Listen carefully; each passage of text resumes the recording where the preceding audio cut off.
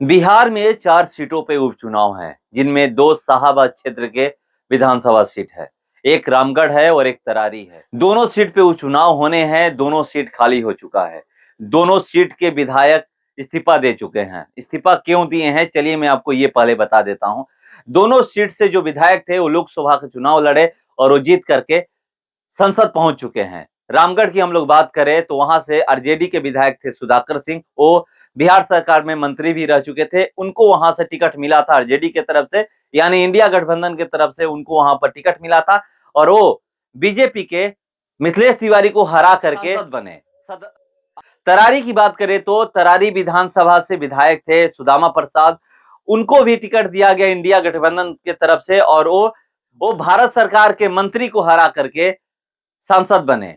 R K Singh केंद्र में ऊर्जा मंत्री थे और उनको हरा करके वो सांसद बने और वो भी जो सीट है खाली हो चुका है। दोनों सीटों पर उपचुनाव होने हैं। उपचुनाव की तैयारियों में लोग जुट गए हैं। जो भी नेता है जिनको भी चुनाव लड़ना है, चाहे वो निर्दलीय नेता हो या फिर पार्टी से जिनको मिलेगा, वो लग चुके हैं। अपने अपने तरीके से वहां पर तैयारी कर रहे हैं दोनों जगह पर। मगर ये अभी ऐलान नहीं हुआ है कि कौन कहां से चुनाव लड़ेगा। रामगढ़ से आरजेडी की तरफ से किसको टिकट मिलेगा, बीजेपी की तरफ से किसको टिकट मिलेगा। अगर बात करें तरारी का, तो तरारी से इंडिया गठबंधन की तरफ से किसको टिकट मिलेगा और एनडीए की तरफ से किसको टिकट मिलेगा, ये अभी फाइनल नहीं हुआ है। मगर दोनों सीट की हम लोग बात करें तो दोनों सीट इंडिया गठबंधन के खाते में थी, एक आरजेडी के तो एक भाकपा माले, और दोनों जगह से विधायक संसद पहुंच चुके हैं। अब लोग इंतजार कर रहे हैं कब वहां पर उपचुनाव के घोषणा होगा कि इस तारीख को उपचुनाव होगा। मगर बीजेपी के लोग तो ये कह रहे हैं कि रामगढ़ भी हम जीतेंगे और तरारी भी जीतेंगे।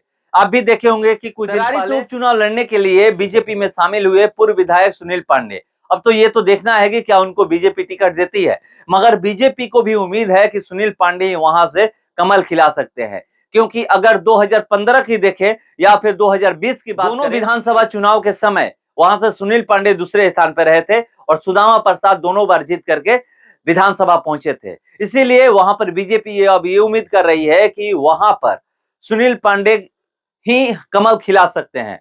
मगर देखने वाली बात होगी कि वहां से किसको टिकट दिया जा रहा है। रामगढ़ में भी इस बार बीजेपी को उम्मीद है कि उपचुनाव में कमल खिलेगा।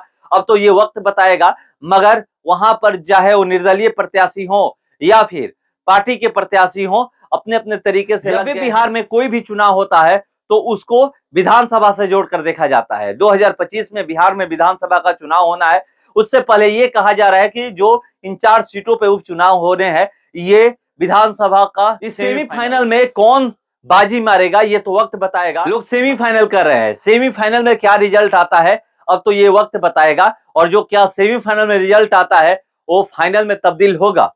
इंतजार करते हैं। फिलहाल इसका इतना ही, बने रहिए हमारे साथ। नमस्कार।